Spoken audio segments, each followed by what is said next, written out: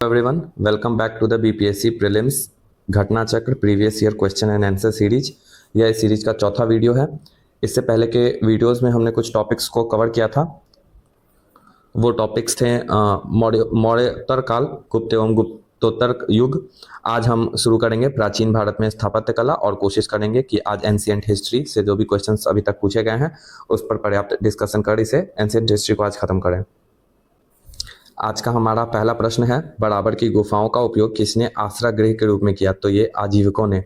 ठीक है, आजीविक संप्रदाय के जो संस्थापक थे वो गोशाल थे, मक्खली गोशाल।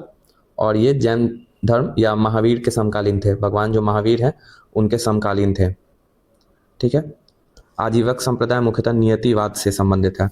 और इसका एक्सप्लेनेशन को देखते हैं। मौर्य युग में पहाड़ियों को काटकर निवास स्थान बनाने की कला का विकास हुआ।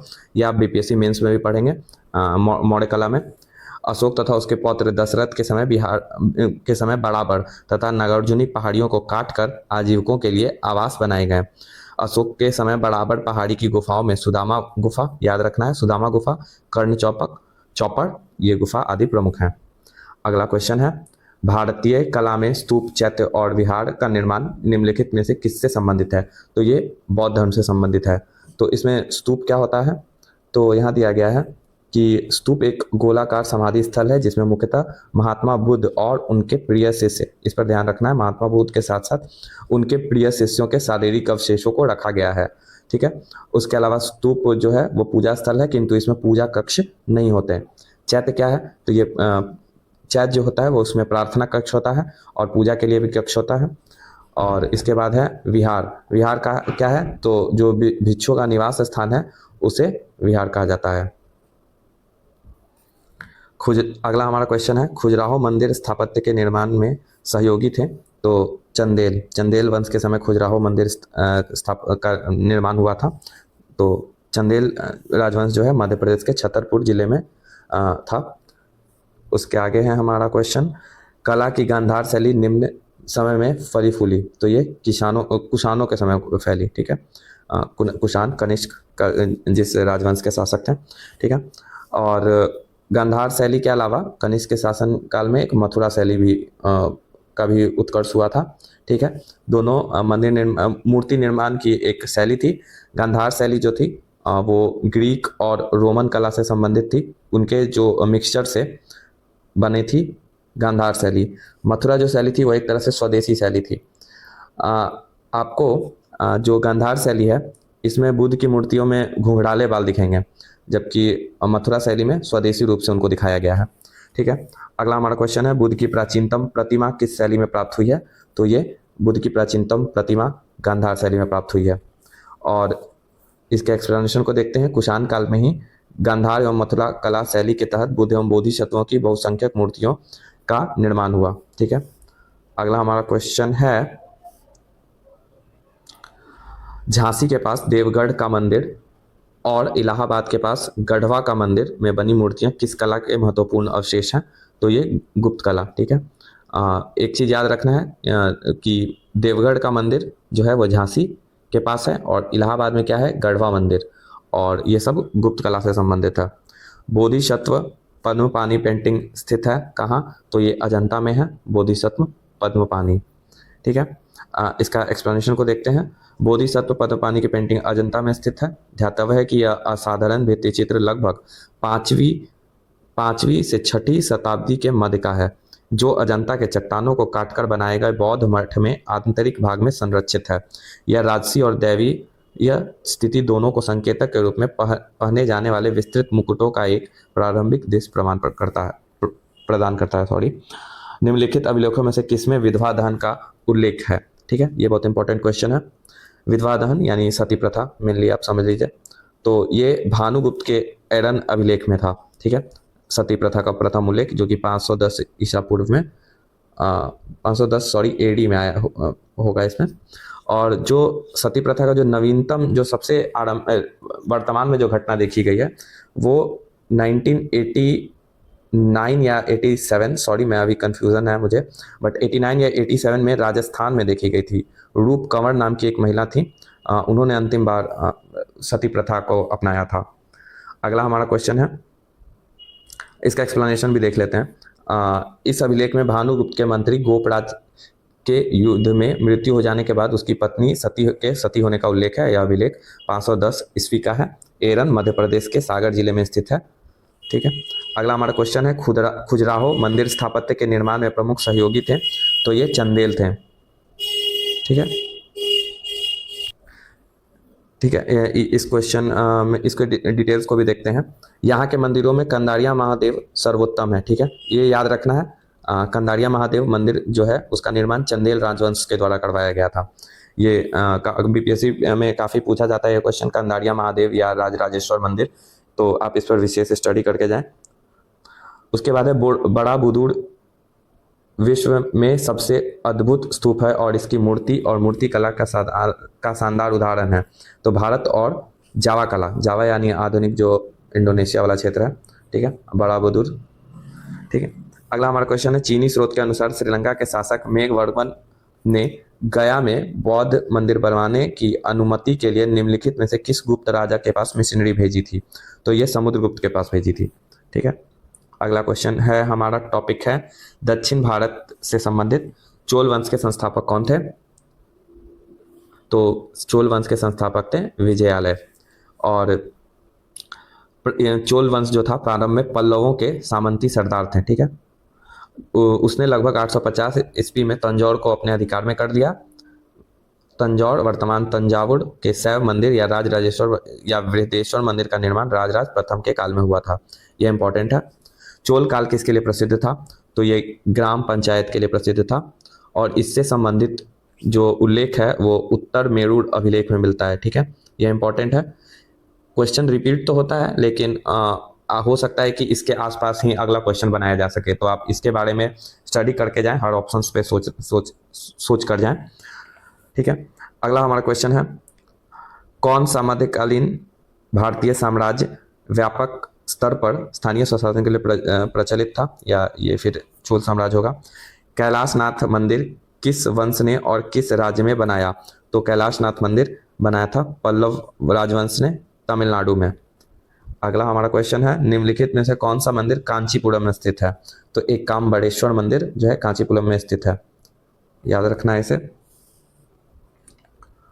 अगला हमारा क्वेश्चन है तंजावुर में बृहदेश्वर मंदिर का निर्माण किस राजा द्वारा करवाया गया था? तो ये करवाया था राजराज प्रथम में, इसी को कहा जाता है राजराजेश्वर मंदिर।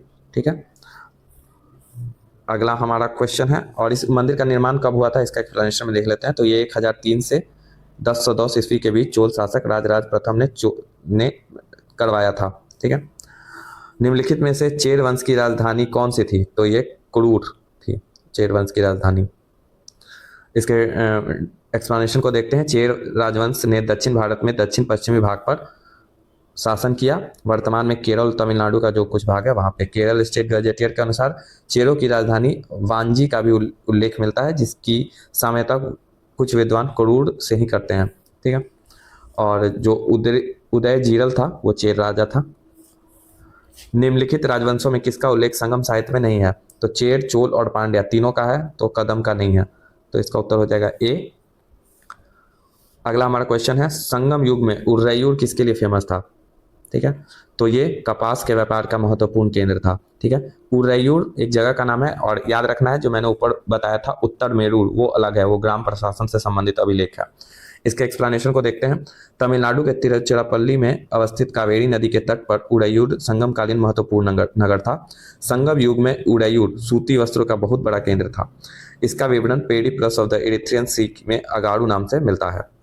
दक्षिण भारत में मंदिरों के आकर्षक द्वार को क्या कहते हैं? तो इसको गोपुरम कहते हैं। आंसर हो जाएगा बी। इसके एक्सप्लेनेशन को भी देखते हैं। पल्लव, पांड्य और चोलों के राज्यकाल में द्रविड़ शैली पनपती रही। पांड्य काल में मंदिर छोटे होते थे किंतु उनके प्रांगण के चारों ओर अनेक प्राचीर बनाए जाते थे। इनके प्रवेश द्वार जिन्हें गोपुरम कहा जाता था, आगे चल के गोपुरम का भव्य, विशाल और प्रचुर मात्रा में शिल्पकारिता से अलंकृत किया जाने लगा। ठीक है, आगे हम देखते हैं अगले क्वेश्चन पे। रोमन समाज से व्यापारिक संबंध किसने स्थापित किए? तो ये कुषाण थे। रोमन साम्राज्य से व्यापारिक संबंध इन्होंने स्थापित किया था। तो कुषाण जो शासक था, कुषाण जो राजवंश था मुख्यतः जो सिल्क रूट था मध्य एशिया से जो गुजरता था उस पर इनका अधिकार काफ़ी डोमिनेंट पोजीशन में थे इस जगह पे, इसीलिए वहाँ से व्यापारिक संबंध रोमन साम्राज्य से इनका उस समय था। अगला हमारा क्वेश्चन है, फारसी यात्री अब्दुल रज्जाक भारत में किस राजा के शासनकाल में आए थे? तो ये देवराज द्वितीय के शासनकाल में आए थे, और देवराय द्वितीय जो है संगम वंश के सबसे प्रतापी शासक थे।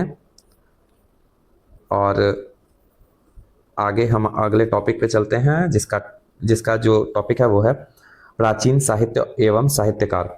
निम्न में से किस भारतीय दर्शन ने परमाणु सिद्धांत का प्रतिपादन किया? तो वैशेषिक, ठीक है। और इसके प्रणेता थे या प्रवर्तक थे महर्षि कणाद। तो भारतीय दर्शन में परमाणु सिद्धांत हो जाएगा वैशेषिक।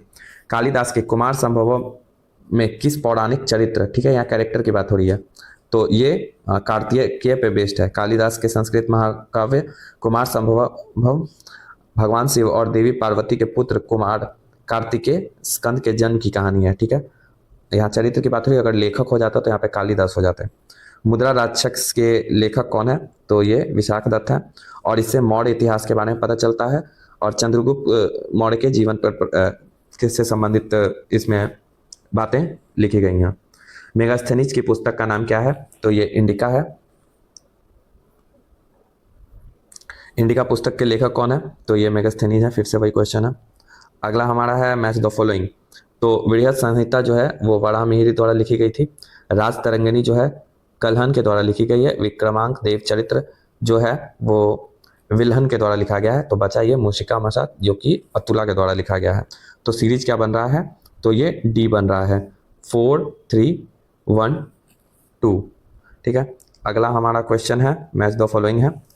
तो कामंदक जो है उन्होंने नीति सार लिखा है। कौटिल्य का अर्थशास्त्र है, आपको पता होगा।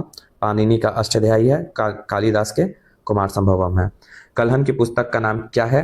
तो ये राज तरंगिणी है। इसमें कश्मीर के इतिहास से संबंधित है, ठीक है। राज तरंगिणी मुख्यतः कश्मीर के इतिहास से संबंधित है। और इसमें आगे हम बढ़ते हैं। कौटिल्य की पुस्तक अर्थशास्त्र किस विषय पर आधारित है? तो ये विदेश नीति की चर्चा भी है इसमें शासन कला के सिद्धांत भी है और आर्थिक संबंध भी है। तो आंसर हो जाएगा ई, ठीक है। कौटिल्य के अर्थशास्त्र में किस पहलू पर प्रकाश डाला गया है? तो राजनीतिक नीतियों पर इसमें प्रकाश डाला गया है, क्योंकि इसमें ई ऑप्शन नहीं है, इसीलिए राजनीतिक नीतियां इसका सही उत्तर होगा। अगला हमारा क्वेश्चन है, अर्थशास्त्र नामक पुस्तक के लेखक हैं कौन? कौटिल्य। इतिहास के प्राचीन और मध्ययुगीन काल के राजाओं और उनके द्वारा लिखी गई रचनाओं का सही मिलान किस युग में किया गया है? ठीक है, तो महेंद्र वर्मन द्वारा मत विलास प्रहसन लिखा गया था, यही सही है। उसके अलावा हम देखते हैं अमुक्तमाल्यद जो है वो लिखा गया था कृष्णदेव राय के द्वारा। सम्रांग सूत्रधार लिखा गया था राजा भोज जो कि परमार वंश के शासक थे उनके द्वारा। मानसोल्लास लिखा गया था सोमेश्वर तृतीय के द्वारा। अगला हमारा क्वेश्चन है, पेरिप्लस ऑफ द इरिथ्रियन सी किसने लिखी है? तो ये ई है। यह एक Greco Roman Periplus manuscript document है। यह रोमन मिस्र के बंदरगाहों से नेविगेशन और व्यापार के अवसरों का वर्णन करता है। इसे लगभग 60 ईसा पूर्व में एक अनाम व्यापारी ने लिखा था, ठीक है, अननोन मैन। इसने भारत से आयात निर्यात की जाने वाली वस्तुओं का भी उल्लेख किया है। इरिथ्रियन सी मुख्यतः जो रेड सी है ना उसे बोलते थे, ठीक है। पृथ्वी राजसों के लेखक कौन है? तो ये चंद्रवरदायी है। चौहान वंशीय शासक पृथ्वीराज जिनको राय पिथौरा की उपाधि भी प्राप्त है, कि दरबारी कवि चंद्रवरदायी ने पृथ्वी राजसों की रचना की। इसमें चौहानों को अग्निकुंड से उत्पन्न बताया गया है। अगला क्वेश्चन है, पृथ्वीराज से ही संबंधित है तो चंद्रवरदायी होंगे। स्वप्न वासव दत्ता ये किसने लिखा है? तो ये महाकवि जो है भास, इन्होंने लिखा है स्वप्न वासव दत्ता। अगला क्वेश्चन है, कुमार संभवम महाकाव्य की किस कवि ने लिखा? ठीक है, कुमार संभवम लिखा है कालिदास ने। अगला क्वेश्चन है, किराता जूनियम ये पुस्तक किसने लिखा है? तो ये लिखा है भारवी ने, और इसकी कथा वस्तु जो है महाभारत से ली गई है। उस स्रोत का नाम बताएं जो प्राचीन भारत के व्यापारिक मार्गों पर मौन है। तो मिलिंद पन्हो जो है व्यापारिक मार्ग की चर्चा नहीं करता है। पाली भाषा में लिखित इस ग्रंथ में नागसेन और हिंद यवन शासक मेनांडर के बीच वार्तालाप का वर्णन है, ठीक है। पाली भाषा में इसे लिखा गया मिलिंद पन्हो को। यह भी क्वेश्चन बन सकता है, मिलिंद पन्हो पाली भाषा में लिखा गया है। और इसमें नागसेन और मेनांडर के बीच जो भी बातें हुई हैं उसका वर्णन है। हर्षचरित नामक पुस्तक किसने लिखा है? तो ये वानभट्ट ने लिखा है। और इसमें वर्धन वंश जो है उसके इतिहास का प्रमुख स्रोत है ये। अगला हमारा क्वेश्चन है मैच द फॉलोइंग। तो इसमें चरक जो है वो चिकित्सा से संबंधित है, ब्रह्मगुप्त जो है वो गणित से संबंधित है, विशाख दत्त जो है वो नाटककार है, मुद्रा राक्षस इन्होंने लिखा है, 12 मिहिर जो है वो ज्योतिष हैं। तो 2143 इसका सीरीज बन रहा है। तो उत्तर हो जाएगा बी। राजनीति की प्रारंभिक पुस्तक नीति सार लिखी गई थी कामंदक के द्वारा। उत्तर हो जाएगा कामंदक। अगला हमारा जो टॉपिक है वो पूर्व मध्यकाल से जो पहले का समय है उससे संबंधित है। कर्नाट वंश के संस्थापक कौन थे? कर्नाट वंश एक क्षेत्रीय वंश था जो बिहार में था, ठीक है। इसके जो संस्थापक थे वो नान्यदेव थे और इसका जो शासनकाल था वो 1097 ईस्वी से 1147 ईस्वी तक। इसकी राजधानी कहाँ थी? तो सिमरावगढ़ थी, इंपॉर्टेंट है। और इस काल को मिथिला का स्वर्ण युग कहा जाता है। कर्नाट वंश का अंतिम शासक कौन था? तो ये हरि सिंह थे। बिहार में विक्रमशिला विश्वविद्यालय के संबंध में कथनों पर विचार करिए। और इसमें आप ऐसा क्वेश्चन कभी भी बनाए तो यहाँ देख लेना चाहिए कि क्या पूछ रहा है, सही या गलत। तो यहाँ गलत पूछा जा रहा है क्योंकि बहुत से मैक्सिमम कैंडिडेट यहाँ पे गड़बड़ करते हैं। तो यह वर्तमान के विक्रमशिला विश्वविद्यालय के संबंध में, यह वर्तमान में बांका जिले में स्थित है, तो नहीं, ये भागलपुर में स्थित है। इसकी स्थापना पाल वंश के राजा गोपाल ने नहीं, इसकी स्थापना धर्मपाल ने की थी। तो 1 2 तो गलत है। बौद्ध धर्म का वज्रयान संप्रदाय यहाँ फला फूला, सही है। खगोल विज्ञान, तर्कशास्त्र, कानून, व्याकरण और दर्शन जैसे अन्य विषय भी पढ़ाए जाते थे, ये भी सही है। तो 1 और 2 गलत है, तो आंसर हो जाएगा ए। अगला हमारा क्वेश्चन है विक्रमशिला नामक प्राचीन विश्वविद्यालय की स्थापना बंगाल में किसने की थी? बंगाल के किस शासक ने की थी, सॉरी। तो ये धर्मपाल थे। इसके डेफिनेशन एक्सप्लेनेशन को देखते हैं एक बार। धर्मपाल ने इसकी स्थापना 770 से 810 इनका शासनकाल होगा ये। तिब्बती विद्वान लामा तारानाथ के अनुसार 10वीं शताब्दी के आते आते विक्रमशिला नालंदा विश्वविद्यालय से भी वृहद शिक्षा का केंद्र बन गया था। विक्रमशिला विश्वविद्यालय किसके द्वारा स्थापित किया गया था? फिर से वही क्वेश्चन है, तो धर्मपाल। विक्रमशिला शिक्षा का केंद्र के संस्थापक, फिर से वही क्वेश्चन है, ठीक है। अगला हमारा क्वेश्चन है मैथिली भाषा का विकास निम्नलिखित में से किसके शासन काल के दौरान शुरू हुआ? तो ये कर्नाट वंश थे, अभी हमने डिस्कस किया। इसके मैथिली का स्वर्ण युग कहा जाता है इसमें। उदनपुर शिक्षा केंद्र निम्न में से किस राज्य में अवस्थित है? तो ये बिहार में है, ठीक है। आधुनिक जो बिहार शरीफ वाला क्षेत्र है उसे बोला जाता है उदंतपुर, ठीक है। और इसकी स्थापना पाल वंश के राजा गोपाल ने की थी। उदनपुरी शिक्षा केंद्र। कश्मीर का अकबर नाम से प्रसिद्ध सुल्तान था, कौन थे? तो सुल्तान जैनुल आबदीन, इनको कहा जाता था कश्मीर का अकबर। तो आगे यहाँ से हमारा मध्यकालीन भारत का इतिहास शुरू होता है। तो आज के लिए इतना ही, वीडियो काफ़ी लंबा हो चुका है। Thank you and have a nice day.